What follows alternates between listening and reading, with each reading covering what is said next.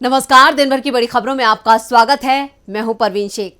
आज इस बुलेटिन में बात होगी संसद सत्र में खड़गे के दांव से मोदी के साथ हुए खेल की, शिंदे उद्धव विवाद में सुप्रीम कोर्ट के रुख की, बात करेंगे अडानी मामले की जांच कमेटी पर उठे सवालों की, सत्यपाल मलिक के निशाने पर आए पीएम मोदी की, साथ ही देखेंगे कि जाने माने कार्टूनिस्ट इरफान की किस खबर पर पड़ी तिरछी नजर, और बुलेटिन के आखिर में बात करेंगे चुनाव आयुक्त बिल को लेकर दबाव में आई मोदी सरकार की। इसके साथ ही और भी कई बड़ी खबरों से आपको करवाएंगे रूबरू, लेकिन तमाम बड़ी खबरों से पहले एक नजर सुर्खियों पर।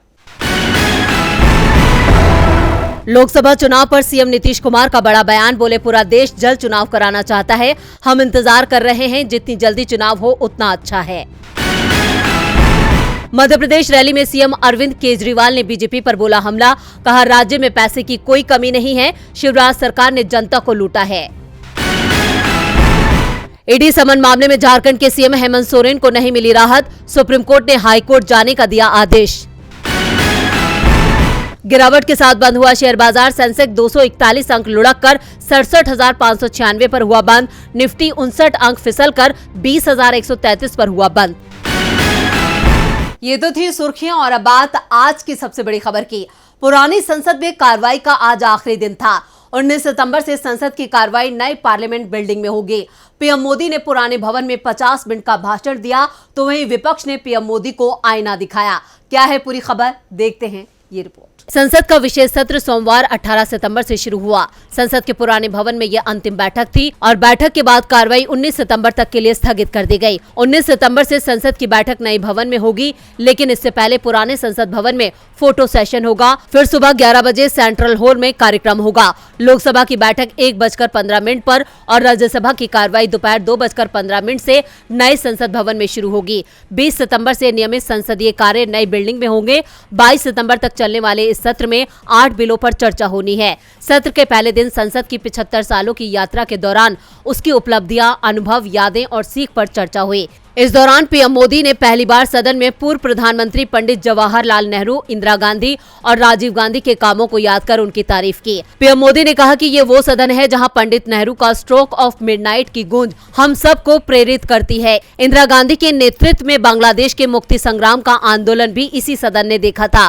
कांग्रेस नेता अधीर रंजन चौधरी ने भी पंडित नेहरू को याद कर कहा कि वो विपक्ष को सम्मान देते थे, उनके सवाल सुनते थे और जवाब भी देते थे, लेकिन आज विपक्ष को कमजोर किया जा रहा है, जबकि लोकतंत्र में मजबूत विपक्ष का होना बेहद जरूरी होता है।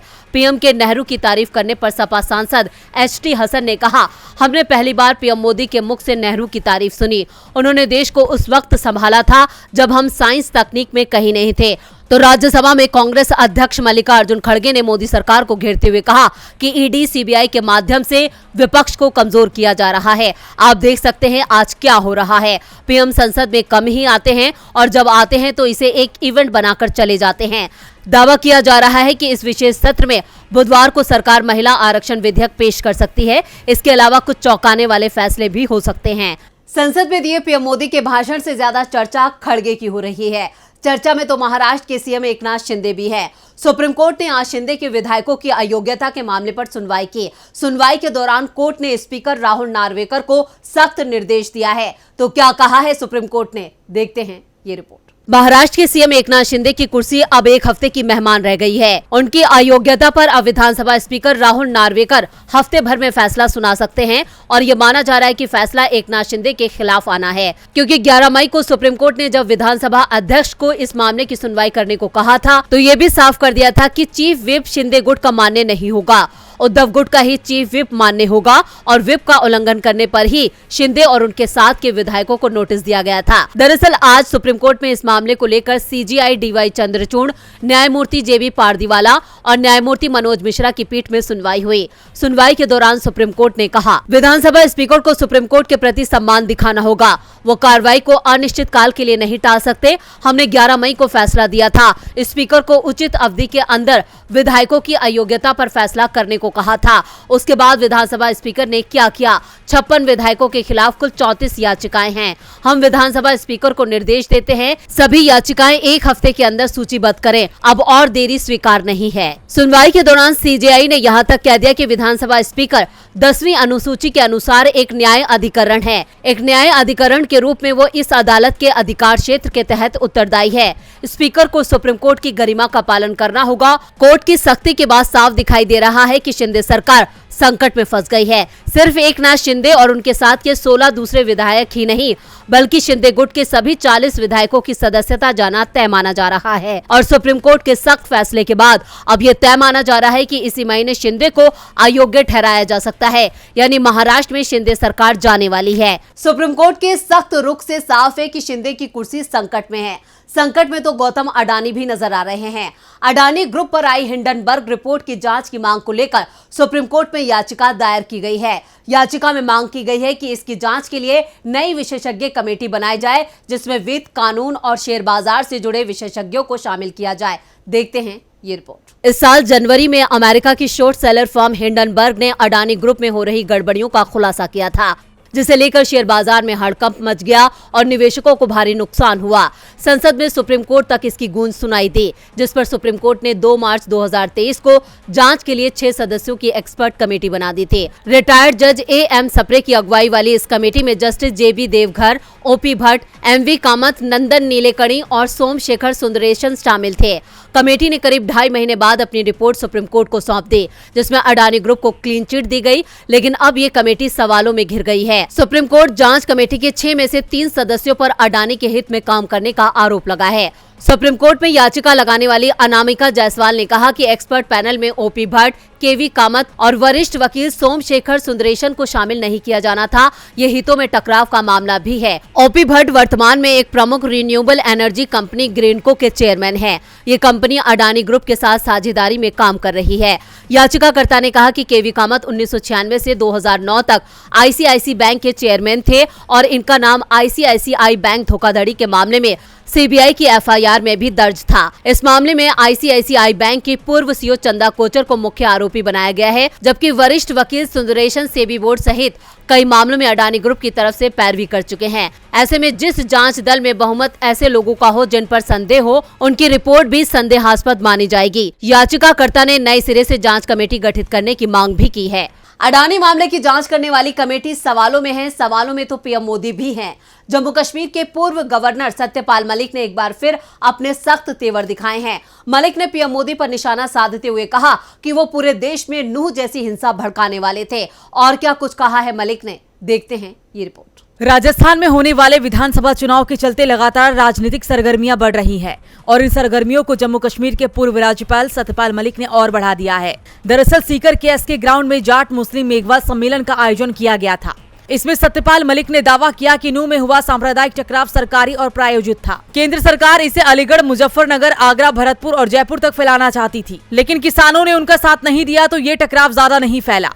ये अब भी ऐसे ही कोशिश करेंगे, लेकिन हमें उसमें घुसने की जरूरत नहीं है। उन्होंने कहा कि मणिपुर में PM मोदी गए तक नहीं। मेरे पैरों की हालत इतनी ज्यादा खराब है, लेकिन मैं इनको हटाने के लिए जगह जगह जाऊंगा। ये बहुत खतरनाक, निर्दयी और दुष्ट लोग हैं। इनको हटाना आपका कर्तव्य है। अगर ये सरकार नहीं बदली तो इस देश में खेती, फौजी और जो भी कुछ अच्छा है सब कुछ खत्म हो जाएगा। पूर्व राज्यपाल ने सम्मेलन के बारे में कहा कि अब ऐसे कार्यक्रमों की जरूरत है, क्योंकि कोशिश ये हो रही है कि देश में हिंदू मुस्लिम आपस में लड़ें। अब सरकार दिल्ली में मोदी की नहीं बनेगी। पुलवामा मामले में भी केंद्र सरकार के कारण ही जवानों की जान गई थी, क्योंकि इन्होंने जवानों को हवाई जहाज नहीं दिए थे। मलिक ने कहा कि मीडिया रिपोर्ट्स के मुताबिक 4 महीने तक जवानों की एप्लीकेशन होम मिनिस्ट्री में पड़ी रही। अगर मुझे हवाई जहाज देने के लिए कहते तो मैं ही दे देता। मैं तो वहाँ परीक्षा के लिए लड़कों को हवाई जहाज दे देता था। सत्यपाल मलिक के इन आरोपों से बीजेपी में हलचल तेज है। हलचल तो एनडीए में भी तेज है। इंडिया गठबंधन का दबाव अब एनडीए पर साफ दिखाई दे रहा है। इंडिया गठबंधन की ताकत बढ़ रही है तो दूसरी तरफ एनडीए से उसके मजबूती सहयोगी दूर हो रहे हैं और अब एनडीए में बीजेपी के बाद सबसे बड़े दल ने गठबंधन तोड़ने का ऐलान कर दिया है। तो क्या है पूरा मामला, देखते हैं ये रिपोर्ट। सनातन धर्म को लेकर शुरू हुआ विवाद अब बीजेपी की मुसीबत बढ़ाता दिखाई दे रहा है। एक और पीएम मोदी सनातन के सहारे वोट जुटाने की कोशिश में हैं, तो पीएम की कोशिश में उनके सहयोगी दल ही सवाल उठा रहे हैं। बीजेपी की सबसे बड़ी सहयोगी पार्टी AIADMK ने बीजेपी से गठबंधन तोड़ दिया है। पार्टी एनडीए से अलग हो गई है और ये सब सनातन को लेकर चल रही बयानबाजी के चलते हुआ है। AIADMK नेता डी जयकुमार ने ऐलान किया है कि बीजेपी के साथ हमारा कोई गठबंधन नहीं है। इसके साथ ही उन्होंने ये भी कहा कि ये बयान मेरा निजी बयान नहीं है, बल्कि ये पार्टी का अधिकृत बयान है। हम लोग बीजेपी के साथ नहीं हैं। जयकुमार ने तमिलनाडु बीजेपी अध्यक्ष अन्नामलाई पर निशाना साधते हुए कहा वो बीजेपी अध्यक्ष बनने के लायक नहीं है और चाहते नहीं है कि AIADMK और बीजेपी का गठबंधन हो। हाल ही में अन्नामलाई ने कहा था कि 1950 के दशक में अन्नादुरई ने भी सनातन धर्म के खिलाफ टिप्पणी की थी। अन्नामलाई के इस बयान पर AIADMK ने कड़ी नाराजगी जताई। AIADMK नेताओं ने कहा कि अन्नामलाई ने जानबूझकर अन्नादुरई का अपमान करने की कोशिश की है। उन्हें अन्नादुरई की राजनीति और उनके ज्ञान की समझ नहीं है। दरअसल सनातन धर्म के विरोध में सबसे पहली आवाज तमिलनाडु से ही उठी थी और बीजेपी की सहयोगी AIADMK को भी एहसास है कि अगर इस मामले में वो बीजेपी के साथ जाएगी तो राज्य की राजनीति में उसका जबरदस्त नुकसान हो जाएगा और पहले से ही DMK के सामने कमजोर हो चुकी AIADMK और कमजोर हो जाएगी। ऐसे में AIADMK पहले से ही बीजेपी गठबंधन तोड़ने की तैयारी में थी और जैसे ही बीजेपी के प्रदेश अध्यक्ष अन्नामलाई ने द्रविड़ नेता अन्नादुरई के खिलाफ टिप्पणी की तो AIADMK को मौका मिल गया। एनडीए का आकार छोटा हो रहा है तो एमपी में बीजेपी का दायरा घट रहा है। एमपी विधानसभा चुनाव का बिगुल कभी भी बज सकता है। चुनाव आयोग अपनी तैयारियां पूरी कर चुका है, लेकिन इस बीच बीजेपी छोड़ने वाले नेताओं का सिलसिला भी जारी है। आज 2 सीनियर नेताओं ने बीजेपी से इस्तीफा दे दिया। वहीं कांग्रेस ने मामाजोन नाम से एक पोस्टर रिलीज किया है। इस पोस्टर से शिवराज बुरी तरह से घिरे नजर आ रहे हैं। क्या है पूरी खबर, देखते हैं ये रिपोर्ट। मध्य प्रदेश का सियासी तापमान काफी बढ़ गया है। आज विपक्षी पार्टी कांग्रेस ने मामाजोन नाम से एक पोस्टर रिलीज किया। ये पोस्टर अमेज़न की तर्ज पर है। अमेज़न पर जैसे सब चीजें डिस्काउंट पर मिलती हैं, वैसे मामाजोन पोस्टर में सीएम शिवराज की तस्वीर दिखाई गई है और लिखा है यहाँ सब कुछ मिलेगा, सरकारी नौकरी, टेंडर और ठेके सिर्फ 50% कमीशन के साथ। यानी कांग्रेस ने एक बार फिर सीएम शिवराज पर भ्रष्टाचार का आरोप लगाया है। वैसे आपको बता दें कि कांग्रेस ने चुनाव प्रचार में भ्रष्टाचार को बड़ा मुद्दा बनाया है। वहीं आज इस पोस्टर के साथ बीजेपी को एक और बड़ा झटका लगा है। सिंधिया के कट्टर समर्थक रहे इंदौर के चर्चित नेता प्रमोद टंडन ने बीजेपी की सदस्यता से इस्तीफा दे दिया है। वहीं इंदौर की राव विधानसभा क्षेत्र में भी बीजेपी को बड़ा झटका लगा है। बीजेपी के नेता दिनेश मल्हार ने भी टंडन के साथ पार्टी से इस्तीफा दे दिया। प्रमोद टंडन ने इस्तीफा देने के बाद मीडिया से कहा कि कुछ तो कारण रहा होगा, यूं ही कोई बेवफा नहीं होता। खबरों के मुताबिक दोनों नेता कांग्रेस का दामन थाम सकते हैं। आपको बता दें कि प्रमोद टंडन ने 8 जून 2020 को कांग्रेस का हाथ छोड़कर बीजेपी का दामन थामा था। खबरें यहां तक आ रही कि दोनों नेता 23 सितंबर को कांग्रेस ज्वाइन करने वाले हैं। 23 सितंबर को इंदौर में कमलनाथ का प्रोग्राम है, जिसमें ये दोनों नेता कांग्रेस का दामन थाम सकते हैं। जानकारों की माने तो सिंधिया के कट्टर समर्थक होने के कारण ही उन्हें शहर अध्यक्ष बनाया गया था। वो लंबे समय तक लगभग 7 साल अध्यक्ष रहे थे। बीजेपी में शामिल होने के बाद टंडन बीजेपी के ग्रुप में भी रहे हैं, लेकिन पिछले 4 से 5 महीने से उपेक्षा के कारण नाराज थे। वहीं दिनेश मल्हार राव विधानसभा से टिकट की दावेदारी कर रहे थे। इन दोनों नेताओं का अपने अपने क्षेत्र में खासा जनाधार है, जिसका बड़ा नुकसान बीजेपी को होने वाला है। मध्य प्रदेश के बाद देखते हैं कि जाने माने कार्टूनिस्ट इरफान की किस खबर पर पड़ी तिरछी नजर।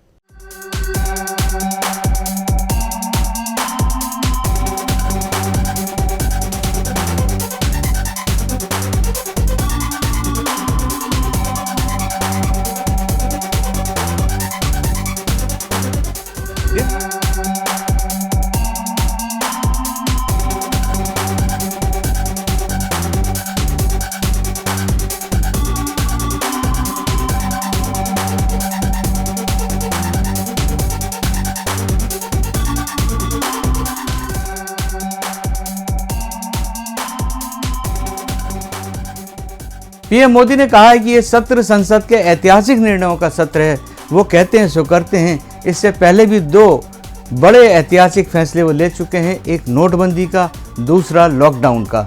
इसलिए ये बेचारा आम आदमी तो डरा हुआ है कि कहीं फिर से कोई ऐतिहासिक फैसला तो नहीं आने वाला है।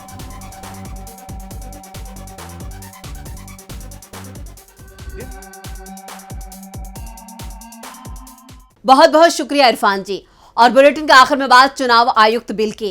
चुनाव आयुक्तों की नियुक्ति वाले विधेयक को लेकर मोदी सरकार बुरी तरह से फंस गई है। इसे लेकर विपक्षी दलों से लेकर तमाम विशेषज्ञ तक सवाल उठा रहे हैं, क्योंकि अगर सरकार का बिल पास हुआ तो चुनाव आयोग सरकार के दबाव में आ जाएगा। और अब चारों ओर से पड़ रहे दबाव के बीच मोदी सरकार ने बड़ा फैसला किया है। तो क्या है सरकार का फैसला, देखते हैं ये रिपोर्ट। आयुक्तों के दर्जे को घटाने और उनकी नियुक्ति वाले पैनल से सुप्रीम कोर्ट के मुख्य न्यायाधीश को हटाने वाले बिल से सरकार ने जिन 8 बिलों को संसद के विशेष सत्र में पेश करने की जानकारी सर्वदलीय बैठक में दी, उसमें चुनाव आयुक्तों की नियुक्ति में बदलाव करने वाला बिल शामिल नहीं है। दरअसल पहले ये चर्चा थी कि सरकार इस बिल को इसी सेशन में पेश करेगी, लेकिन अब सरकार चुनाव आयुक्तों की नियुक्ति में संशोधन वाले बिल में कुछ बदलाव करने को तैयार हो गई है। बदलावों के बाद नया बिल पेश किया जाएगा। दरअसल सरकार ने जो बिल तैयार किया था उसमें आयुक्तों को सुप्रीम कोर्ट के जज के दर्जे की बजाय कैबिनेट सचिव वाली हैसियत दी जानी थी। सरकार की इस कोशिश का जमकर विरोध हो रहा था। विपक्ष सरकार की नीयत पर सवाल उठा ही रहा था। इससे चुनाव आयोग की स्वायत्तता को खत्म करने की भी बड़ी कोशिश बताई जा रही थी। वहीं 9 पूर्व चुनाव आयुक्तों ने पीएम मोदी को खत लिखा था और इस बिल को रोकने की मांग की थी। नए बिल को लेकर सबसे बड़ा विरोध आयुक्तों की नियुक्ति पैनल से सीजेआई को हटाने को लेकर था। सुप्रीम कोर्ट के निर्देश पर जो पैनल बना था उसमें पीएम, नेता विपक्ष और सीजेआई को शामिल किया गया था, लेकिन सरकार के बिल में सीजेआई की जगह पर केंद्रीय मंत्री को जगह दी गई है। तो आज इस बुलेटिन में इतना ही। देखते रहिए डीबी लाइव। नमस्कार।